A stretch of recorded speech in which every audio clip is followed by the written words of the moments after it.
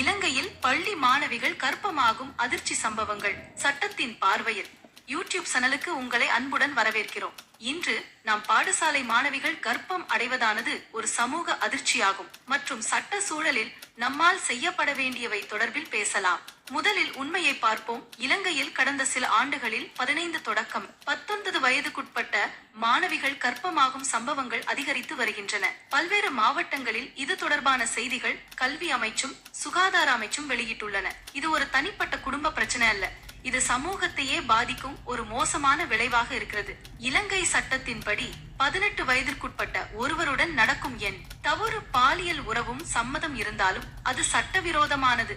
இது ஸ்டடுட்டரி ரேப் குற்றமாக கருதப்படுகிறது. சிறுவயதில் கர்ப்பம் அடைய செய்தவருக்கு எதிராக கொடூரமான போக்குவரத்து மற்றும் சிறை தண்டனை விதிக்கப்படுகிறது.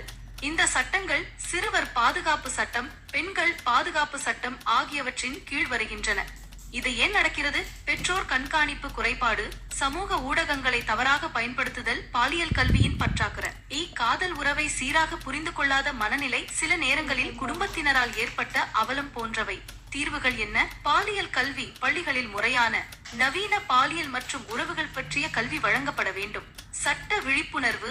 மாணவிகள் மட்டுமல்ல, பெற்றோர் மற்றும் ஆசிரியர்களுக்கும் சட்ட தகவல் அவசியம். சமூகத்தில் திறந்த உரையாடல்.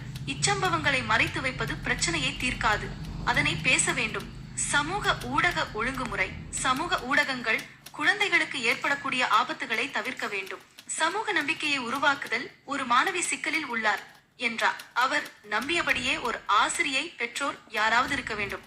சட்டத்தின் பார்வையில் ஒரு சிறுமி பள்ளிக்கூடம் செல்லும் வயதில் கர்ப்பமாகிறாள் என்றால் அவளிடம் தவறு இருக்கவில்லை. தவறு செய்யப்பட்டது சமூகமும் சட்டமும் பாதுகாப்பும் தோல்வியடைந்ததால் தான். அந்த சிறுமிக்கு பாதுகாப்பும் நல்ல எதிர்காலமும் வழங்கப்பட வேண்டியது நம் கடமை. இந்த வீடியோவை கொண்டு நாம் நினைத்தால் மட்டும் போதாது, நாம் பேச வேண்டும், பாதுகாக்க வேண்டும், சட்டத்தை பரப்ப வேண்டும். இது உங்கள் சட்டத்தின் பார்வையில் யூடியூப் சேனல். இதுபோல முக்கியமான சட்டவியல் மற்றும் சமூக விடயங்களை தொடர்ந்து பார்வையிட எம்மை தொடருங்கள்.